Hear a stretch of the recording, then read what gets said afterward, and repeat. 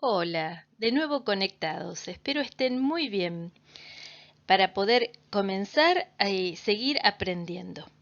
Estamos en primavera y en primavera comienzan las flores, así que les traigo algunas propias y de jardines de algunos amigos para disfrutarlas, pero también porque hoy vamos a tratar un tema, el tema función inversa o inversa funcional.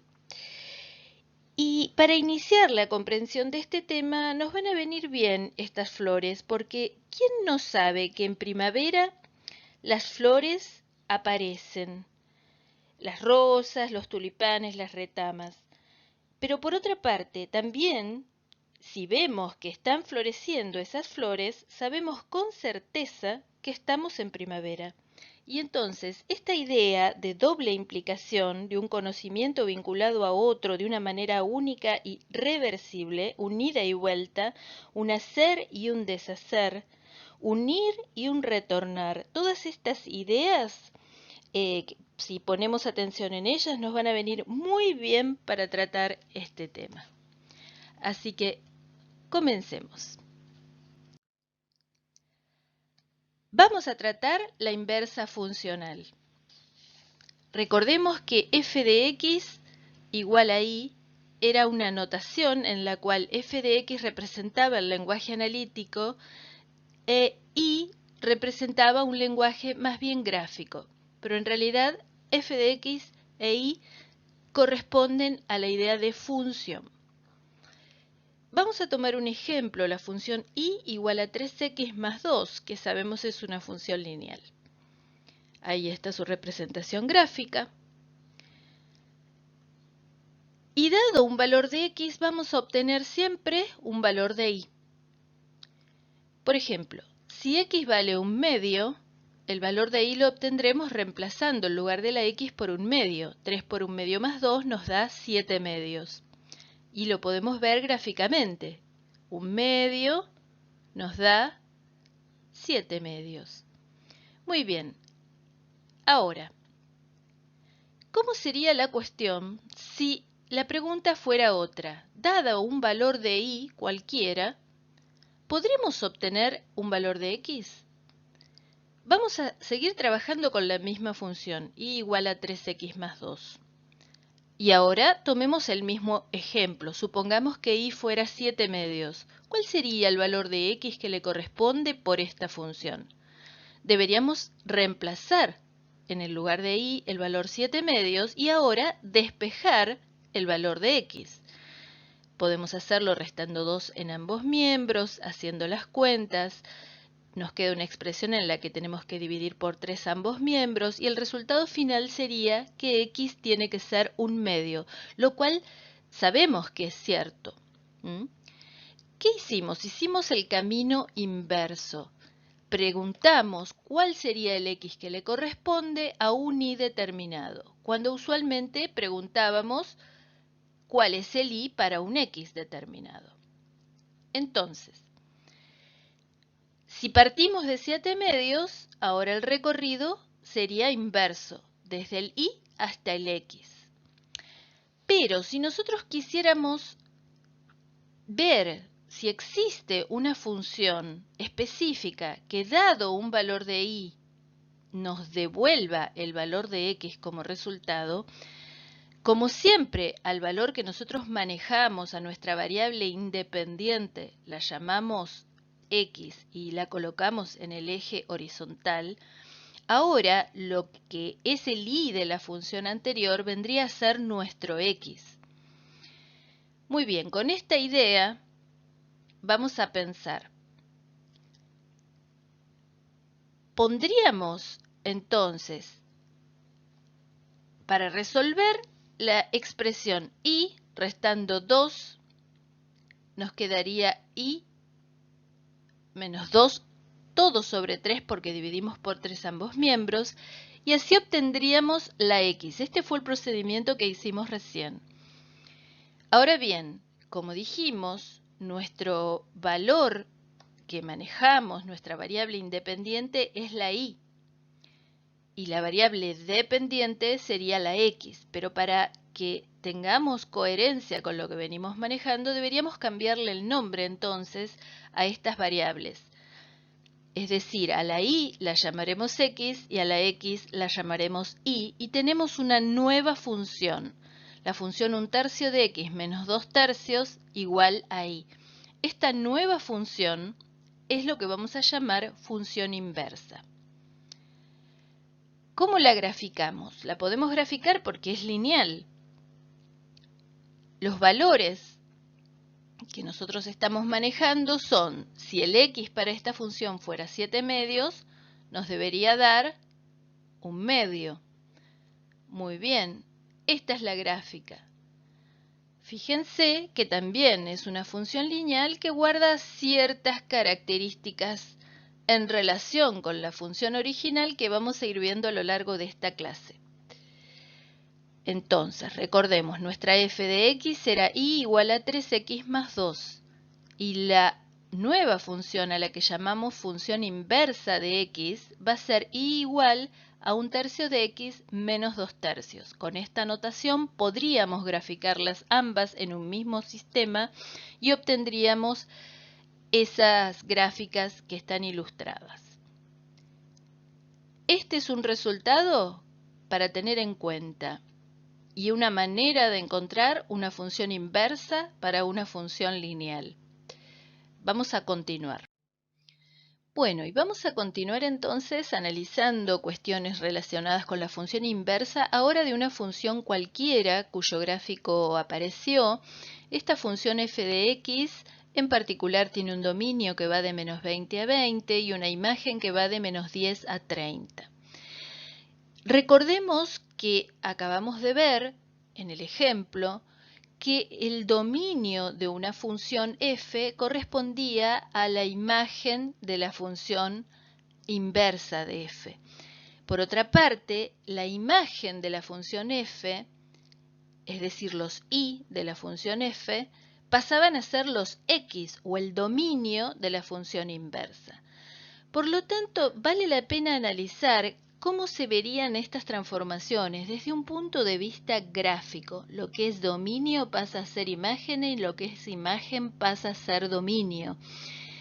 Gráficamente, esto tendría que corresponderse con un cambio en los ejes x e y. El eje y debería pasar a ser eje x y el eje x debería pasar a ser eje y, pero siempre hay que conservar el sentido de las flechas, donde se mide positivo. ¿Cómo podemos lograr esto?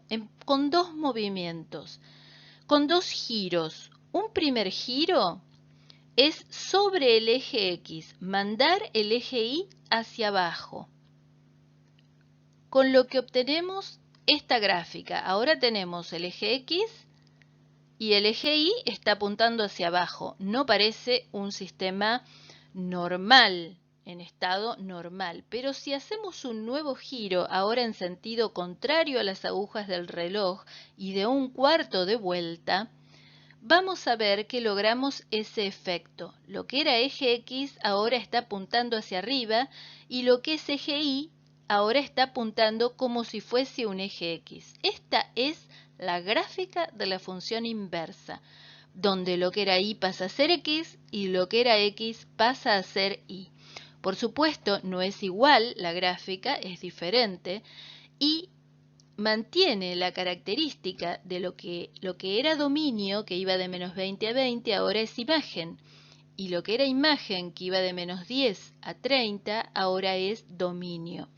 Conservemos entonces, pongamos énfasis en esto. El dominio de f de x es la imagen de la función inversa de x. Y a su vez, la imagen de la función f de x pasa a ser el dominio de la función inversa de x. Volvamos sobre este gráfico de nuestra función, a ver si profundizamos un poquito más. Aquí teníamos el gráfico de la función inversa. Los estoy copiando de la diapo anterior. Imaginemos ahora un eje punteadito que divide el primer y el tercer cuadrante y sigue la expresión y igual x, es decir, corresponde a la gráfica de esa función, y igual x. Es una bisectriz del primer y tercer cuadrante. Y ahora veamos qué pasa si superponemos las dos gráficas. Se observa una simetría. La gráfica de una función y la gráfica de su inversa son simétricas respecto a un eje que divide en forma de bisectriz el primer y el tercer cuadrante, un eje de expresión y igual x. Esa simetría se produce siempre en el caso del análisis de las funciones inversas. Las gráficas de una función f de x y de su inversa, f inversa de x, si es que existe, son simétricas respecto a un eje con ecuación y igual x. Este es un resultado muy importante porque aunque no conozcamos la expresión de una función, si sabemos que su inversa existe, que es un problema que ahora vamos a abordar, la gráfica de su inversa va a ser siempre simétrica respecto del eje y igual x de la gráfica de la función f. Ahora pasemos a estudiar unos conceptos que nos van a ayudar a profundizar en estas cuestiones asociadas con la función inversa, su posibilidad de existencia y sus maneras de calcularse y demás. Veamos a qué vamos a llamar función creciente. La idea de algo que crece la tenemos todos. En particular vamos a decir que una función f de x, tal que para todos valores x0 y x1 que pertenezcan al dominio de f, y tales que siempre x1 va a ser mayor que x0 en nuestra definición. Si se cumple que la f de x1 es mayor que la f de x0 siempre, estaríamos en un caso como este, por ejemplo, donde tenemos un valor x0 cualquiera y un valor x1 cualquiera, x1 es mayor que x0, y en este caso se ve bien claro que f de x0 y f de x1 son dos valores, tales que f de x1 es mayor que f de x0. Es decir, la x1 es mayor que x0 y f de x1 es mayor que f de x0 para cualquier x0 y x1 que elijamos del dominio de la función. Si esto se cumple, entonces, cuando x0 pasa a x1, f de x0 pasa a f de x1, es decir, crecen ambas, entonces f de x es una función monótona creciente. Así se llama, una función que cumple con estas características. Monótona creciente. Cuando las x crecen, las f's asociadas a esas x también crecen, siempre. Veamos ahora a qué vamos a llamar función decreciente. Bueno, similar a lo que acabamos de decir, una función f de x tal que para todo x0 y x1 que pertenezcan al dominio de la función f de x, siendo que x0 es menor que x1, y se cumple que f de x1 es menor que f de x0, es decir, un caso como este, donde yo tomo un x0 y un x1 cualquiera y voy a mirar cuáles son las f's correspondientes, f de x0 y f de x1, y puedo constatar que si voy de x0 a x1, es decir, aumento mis valores de x, sin embargo, los valores de f bajan, es decir, f de x1 es menor que f de x0. Y si eso pasa siempre, entonces f de x es una función monótona decreciente. Muy bien, analicemos estos tres ejemplos de funciones, no importa cuál es su expresión analítica, distintos tipos de funciones. La primera vemos que es lineal. ¿Qué ocurre acá si tomamos un valor de x? Vamos a tener un valor de y. Esta es una función que se ve, es una función creciente, es una función lineal y creciente. Ahora, para este caso de la función en violeta, dado un valor de x, vamos a obtener un valor de y. Y para la función en naranja, dado un valor de x, también obtenemos un valor de y. Se ve que la función naranja es una función decreciente. Y la violeta no es ni creciente ni decreciente, sino que crece, decrece, dependiendo qué zona de intervalos estemos analizando. ¿Por qué vemos estos ejemplos? Porque en todos estos casos, como son gráficas de funciones, a cada valor de x le corresponde un único valor de y. Pero, ¿qué ocurrirá si tomamos un valor de y? Por ejemplo, en la primera función vamos a obtener un valor de x. Y en la segunda función, dado un valor de y, obtenemos un valor x1, un valor x2, un valor x3, es decir, no hay un único resultado. Y en la tercera función, dado un valor de y, obtenemos un único valor de x, es decir, nos hacemos la pregunta de la inversa, para este valor de y, ¿cuál es el valor de x que le corresponde? Y no en todos los casos obtenemos la posibilidad de dar una respuesta única. Entonces, en este caso y en este caso que verificamos son ejemplos de funciones monótonas, crecientes o decrecientes, a cada valor de y le corresponde un único valor de x. En el caso de la función violeta, no ocurrió eso. En el caso de la función monótona creciente y en el caso de la función monótona decreciente, pudimos dar una respuesta que es la respuesta que busca la función inversa. Dado este valor del y de una función, ¿cuál es el valor del x que le corresponde? Bien, entonces, esto nos marca una condición que es necesaria para que una función tenga inversa. Para que una función tenga inversa tenemos que poder ir y venir de la función, es decir, dado un x encontrar un y considerando ese y poder averiguar cuál es el x que le corresponde con total certeza. En el caso de la función violeta, no podíamos hacerlo porque la respuesta era múltiple, había distintas posibilidades de x.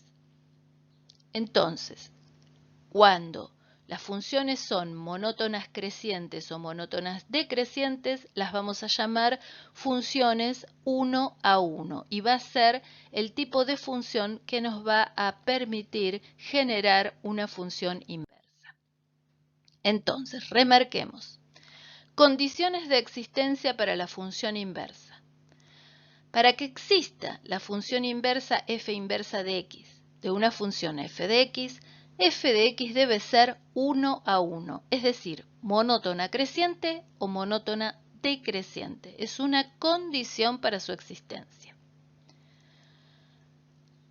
Otra cuestión que es importante notar ya a esta altura es que hemos encontrado una forma de anotar a la función inversa. La llamamos f con un sufijo inv de inversa, f inversa de x.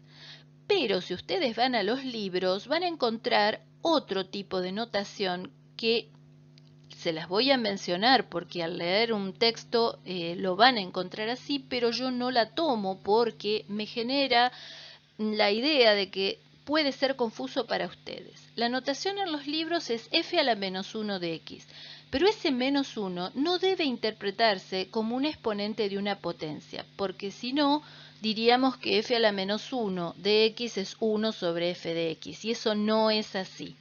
F a la menos 1 de x es la notación que los libros utilizan para la función inversa, y no es lo mismo que 1 sobre f de x.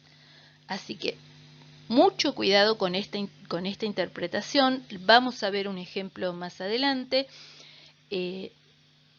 Tengan atención específica en cuanto a cómo nosotros estamos anotando la función y cómo puede aparecerles en los libros. Analicemos ahora algo que es muy importante, la composición de una función con su inversa. Vimos que entre funciones existen distintas operaciones posibles y una de ellas es la composición de funciones. Como tanto f como f inversa son funciones, entre ellas se puede operar, se pueden sumar, se pueden restar y se pueden componer. Pero la composición de una función con su inversa vale la pena tratarla en forma específica. Veamos entonces, supongamos que tenemos una función y hicimos un círculo para representar los valores de su dominio. La función f de x tiene una imagen y a su vez esa imagen de la función f de x va a ser el dominio de la función inversa si es que existe, es decir, de la función inversa de x, que por su parte, si yo tomo un elemento a del dominio de f y aplico la función, f de a me va a dar b. b está como imagen de f de x y a su vez b se transforma en dominio de la f inversa. Y al aplicarse la f inversa a b, ¿qué es lo que me va a dar? Me va a dar a, porque la inversa me decía de dónde sale ese valor b que se obtuvo al aplicar f a un valor. Bueno, se obtuvo de aplicar f al valor a, por lo tanto, f inversa de b me va a dar a. Ese valor de a está en la imagen de la función inversa, que a su vez es el dominio de la función f. Entonces, si tenemos un valor x y le aplicamos la función f, y luego a esta función f de x le aplicamos la inversa, estamos haciendo una composición. Estamos haciendo la composición f compuesta con f inversa aplicado a x. ¿Y qué es lo que obtenemos? Veamos.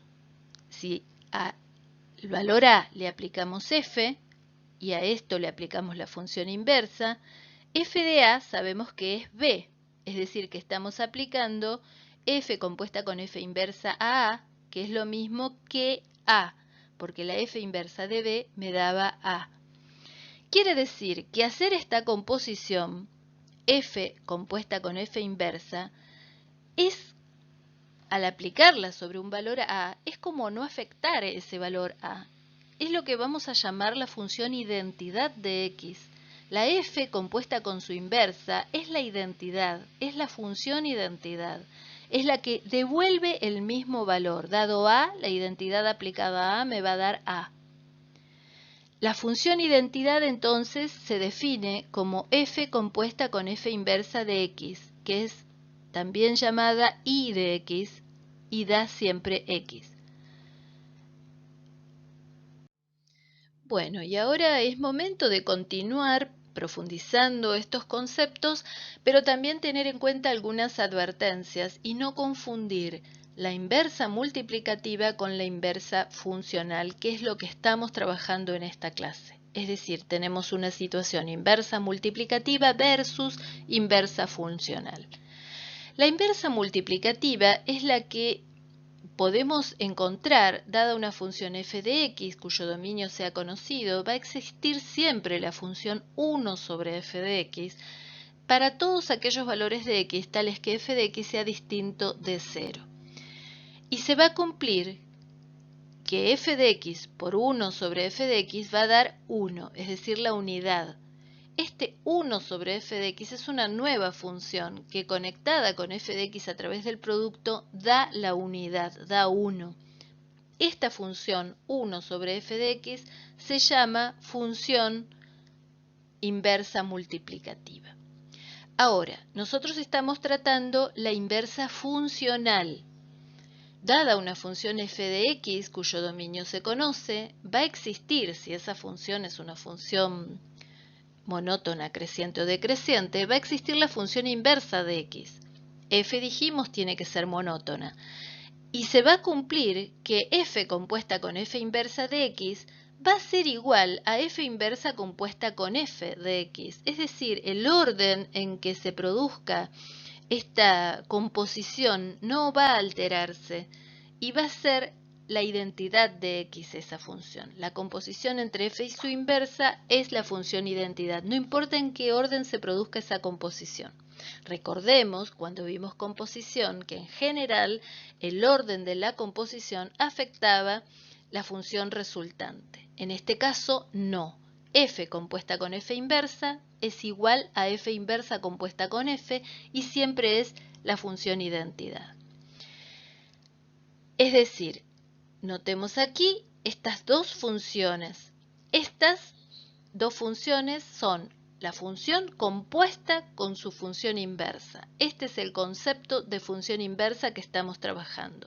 Función inversa es aquella que compuesta en cualquier orden con la función f genera la función identidad.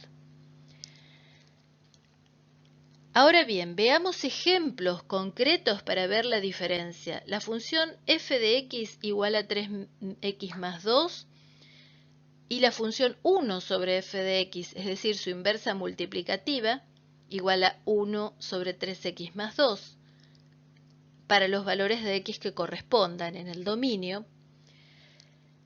Y por lo tanto, f de x por 1 sobre f de x me va a dar 3x más 2 por 1 sobre 3x más 2, podemos cancelar esto y da 1 como resultado. En el caso de la inversa funcional, tomemos la misma función y tomemos su inversa funcional. Como esta fue la función que usamos al principio de la clase, la inversa funcional la habíamos calculado, era 1/3 de x menos 2/3. Cuando las componemos, supongamos que componemos f compuesta con f inversa, aplicada a x, es decir que la primera función que le aplico a x es f. Tengo que calcular la f inversa de 3x más 2, es decir, 1 por 3x más 2 menos 2/3. Si aplico la propiedad distributiva, 1/3 por 3x, 1/3 por 2, y luego cancelo 2/3 con menos 2/3, lo que obtengo es x. Se verifica.